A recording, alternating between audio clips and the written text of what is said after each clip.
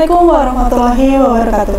Halo Sobat Maritim semua, senang sekali bisa kembali menyapa Sobat Maritim yang ada di rumah dalam Edu Maritim Podcast. Saya Ivori yang akan menemani Sobat Maritim semua dalam si pencatatan series episode yang ketiga. Nah, pada episode kali ini kita akan membahas mengenai tes kesemaptaan yang akan Sobat Maritim lalui di si pencatat tahun 2025. Mengenai apa saja yang akan dipersiapkan dan apa saja yang perlu Sobat Maritim ketahui mengenai tes kesemaptaan. Nah, pada episode kali ini kita sudah ditemani oleh narasumber kita, yaitu Bapak Manungku dari tim kesemaptaan. Selamat siang Bapak. Ya, selamat siang. Bagaimana kabarnya? Baik Pak. Bapak gimana Pak kabarnya? Puji Tuhan, kita masih diberikan kesehatan dan kesempatan untuk bekerja melayani masyarakat di PIP Semarang ini ya. Iya, puji Tuhan Pak. Nah, untuk ini kan sudah mulai penerimaan calon taruna-taruni baru ya Pak, si pencatat tahun 2025. Nah, Sobat Maritim ini sudah memasuki tahap seleksi. Salah satunya adalah tes kesemaptaan. Nah, apa sih Pak tes kesemaptaan itu dan apakah itu penting dalam tes si pencatat? Oke, baik. Terima kasih. Itu bagus sekali pertanyaannya. Jadi kalau untuk tes kesemaptaan sendiri itu merupakan salah satu bagian tes, di samping ada tes akademik, ada tes yang lain seperti psikologis dan kesehatan. Dan tes samapta ini juga sangat mempunyai kans untuk menentukan teman-teman ini diterima atau tidak di PIP Semarang. Nah, adapun tes samapta sendiri itu sebenarnya apa sih? Nah, tes samapta itu sebenarnya tidak perlu kita takuti dan kita tidak perlu bimbang, karena sebenarnya Tuhan itu sudah membuat atau menitipkan kemampuan untuk melaksanakan tes samapta itu dengan baik. Manusia itu sudah mempunyai standarnya, dan kami di sini hanya mengukur seperti apa kekuatan dari kesemaptaan masing-masing taruna ini. Jadi secara harfiahnya tes kesemaptaan itu memang dirancang untuk mengukur tingkat kebugaran jasmani dan kemampuan fisik calon taruna ya. Jadi hanya untuk mengukur kebugaran dan kemampuan fisik calon taruna. Nah, tes ini meliputi serangkaian latihan fisik yang bertujuan untuk menilai kekuatan, daya tahan, kelincahan, dan kecepatan serta koordinasi tubuh dari para calon peserta ini. Demikian kurang lebihnya Mbak. Kemudian Pak, untuk jenis tesnya itu apa saja Pak dalam tes kesemaptaan? Baik, dalam kita melaksanakan tes samapta ya, yang namanya tes samapta ini tentu tidak bisa secara cepat kita untuk misalnya membangun fisik kita agar menjadi kuat, agar menjadi lincah, agar menjadi terkoordinasi dengan baik. Nah, ini perlu waktu untuk latihan dan perlu kesungguhan, keseriusan untuk bisa mendapatkan seperti yang para calon taruna inginkan. Cuma dalam hal ini memang kesiapan fisik dan disiplin serta ketahanan mental ini juga menjadi faktor penentu. Jadi tidak kuat saja, tapi ketahanan mental selama menjalaninya ini sangat menentukan sekali. Nah, adapun jenis tesnya itu ada apa saja? Nah, samapta pada si pencatat di PIP Semarang itu dibagi menjadi dua, samapta A dan samapta B. Nah, samapta A ini apa? Yang masuk dalam samapta A adalah tes lari. Nah, tes lari kurang lebih selama 12 menit. Nanti akan dilaksanakan di lapangan bola ya. Kalau memang dirasa di sana nanti kondisinya juga kurang mendukung, nanti bisa dilaksanakan di plaza ya. Kemudian yang tes samapta B itu terdiri dari push up, set up, dan satoran, itu lari seperti yang ada 8 ya. Jadi push up nanti selama 1 menit, setup juga selama 1 menit dan shuttle-an 3 kali, kurang lebih seperti itu. Jadi masing-masing jenis dari tesnya itu ada waktunya ya Pak ya? Ya, kita diberikan waktu untuk masing-masing, juga standar nilai untuk masing-masing dari kegiatan-kegiatan tersebut. Kalau yang shuttle run itu gimana Pak? Baik, kalau shuttle run ini semacam penilaian yang lebih terkonsentrasi untuk bagaimana koordinasi tubuh Anda itu bagus enggak. Artinya bagaimana Anda nanti akan dinilai seberapa cepat Anda menempuh, ya, seberapa cepat Anda menempuh 3 kali berputar pada media yang sudah disiapkan. Medianya nanti akan membentuk seperti angka 8, lintasan larinya ini, ya, membentuk angka 8, dan berapa lama Anda bisa menyelesaikan kegiatan tersebut. Jadi selama 3 kali itu Anda berapa detik, ya. Jadi di situ nanti ada, kalau shuttle itu, jika Anda bisa mencapai nilai tertinggi jika dalam 3 kali putaran shuttle itu, kalau yang laki-laki kurang lebih 15,9 detik, kalau yang perempuan 17,2 detik, itu akan mendapatkan nilai yang maksimal, kurang lebih itu.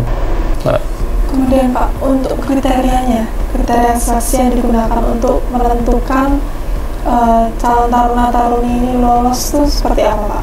Baik, jadi kita akan menggunakan arahan seperti yang sudah disampaikan oleh BPSDM Perhubungan, di mana ada standar-standar tertentu yang sudah ditetapkan.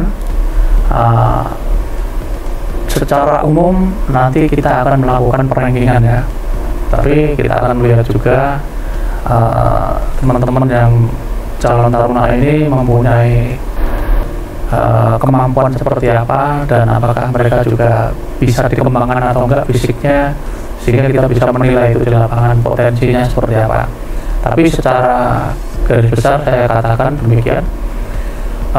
Untuk lari, ya, untuk lari bagi yang laki-laki, Anda akan memperoleh nilai maksimal jika dalam 12 menit Anda bisa mencapai 3.507 meter, ya. Itu nilainya maksimal. Kemudian kalau yang wanita, Anda jika bisa 12 menit mencapai 2.630 meter, itu nilai Anda akan maksimal. Sedangkan untuk push up, yang laki-laki 43, yang perempuan 28. Ini jika Anda melakukannya secara benar, ya, selama 1 menit. Kali kalau Anda melakukannya tidak benar, misalnya lebih dari itu, tidak akan masuk hitungan. Sedangkan setup ini Anda akan memperoleh nilai maksimal kalau yang laki-laki selama 1 menit melakukannya sebanyak 41 kali, dan untuk yang wanita, ya, ini bisa melakukannya lebih banyak lagi, 42 kali, maka nilainya akan maksimal. Itu ya yang saya sampaikan untuk bisa menjadi gambaran dari teman-teman kira-kira bagaimana. Demikian. Jadi untuk yang push up sit up itu hitungan yang benar ya Pak, bukan hitungan banyak-banyak tapi yang banyak tapi benar ya Pak ya? Iya, gerakannya harus benar, karena di sana nanti akan diberikan tutorialnya, contohnya dulu oleh para instruktur. Kemudian instruktur juga akan melihat dan menghitung. Jika melakukannya tidak dengan cara yang benar, maka tidak akan masuk dalam hitungan. Demikian. Ya Pak, untuk tes keselamatan ini kan melibatkan fisik ya Pak. Yeah. Kemudian ada perbedaan antara prosedur tes antara calon wanita dengan calon pria atau tidak Pak? Baik, terima kasih. Pertanyaannya ini sangat menggelitik nih. Dan pada prakteknya di lapangan memang demikian. Jadi ada standar tadi di depan sudah saya sampaikan bahwa untuk standar yang laki-laki dan yang wanita itu tentu saja berbeda. Demikian juga nanti di sana kita usahakan yang melakukan tes lebih dahulu itu adalah yang wanita, karena semakin siang itu semakin panas tentu saja pada kondisi cuaca saat ini, ya. Kurang lebih demikian. Jadi nanti yang wanita itu lebih diperingan lagi. Demikian. Kemudian untuk dress code-nya Pak, dress code pada saat Sobat Maritim yang akan melaksanakan tes pemetaan ini melakukan tes apa seperti pakaian atau mungkin sepatunya itu ada atau tidak Pak? Baik, terima kasih. Untuk dress code Ya, untuk dress code saya menyarankan nanti adik-adik bisa menggunakan pakaian olahraga yang nyaman. Ya, yang nyaman untuk masing-masing namun juga sopan. Yang laki-laki atau perempuan nanti boleh menggunakan celana pendek ya, tapi dalam hal ini tidak boleh terlalu pendek ya, masih harus bisa dipandang itu sebagai penutup yang masih dalam kategori sopan ya. Kemudian juga kaos ya, kaos saya berharap tidak ada yang menggunakan kaos kutung ya, paling enggak ada lengannya lah. Lengan panjang diperkenankan. Jika mereka yang mau menggunakan gamis juga saya harapkan tidak menggunakan baju gamis yang merepotkan atau menyusahkan saat mereka melaksanakan lari atau kegiatan lainnya. Demikian. Kemudian untuk tips dan trik buat sobat maritim yang akan melakukan tes kemataan, Pak. Baik, tip dan trik ya. Iya. Ya. Selama beberapa tahun saya menangani kegiatan Samapta. Yang perlu diperhatikan adalah sebelum tes kesamaptaan ini kita akan melaksanakan tes kesehatan dulu. Jadi pemeriksaan fisik dan tekanan darah maupun kecepatan atau berapa kali detak jantung dari para peserta ini.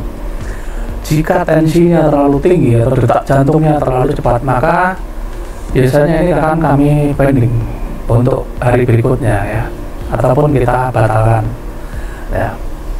Untuk itu saya berharap adik-adik sebelum menjalani tes malamnya mungkin bisa beristirahat dengan baik ya, istirahatnya cukup, jangan begadang. Yang pertama. Yang kedua, makannya agar diberikan makanan yang bergizi namun tidak memicu kenaikan tekanan darah atau detak jantung ya. Misalnya saya besok biar kuat saya makan sate kambing 3 porsi. Nah, itu besok malah yang didapati tensinya naik. Nggak boleh ikut lari lagi kan. Ya. Kemudian pada saat pelaksanaan, karena itu nanti pelaksanaannya kita mulai kalau bisa sepagi mungkin ya, sepagi mungkin. Jadi saya berharap pagi-pagi adik-adik semua calon peserta sudah bisa hadir sesuai waktu yang ditentukan, sudah dengan membawa peralatan dan persiapan segala sesuatu yang dibutuhkan ya. Jangan sampai nanti ketika pada saat jam J-nya pelaksanaannya, wah ada yang kurang ini, ada yang kurang itu, sehingga itu nanti akan mengganggu jalannya kegiatan. Dan sebelum Anda berangkat, karena ini nanti akan ada kegiatan lari, jangan makan besar. Maksudnya makan besar itu makan sampai kenyang ya, tapi pagi cukup makan pisang 1 atau 2 potong lah, cukup ya. Pisang ini bukan pisang goreng ya, tapi pisang yang memang ya buah pisang ya, murni buah pisang.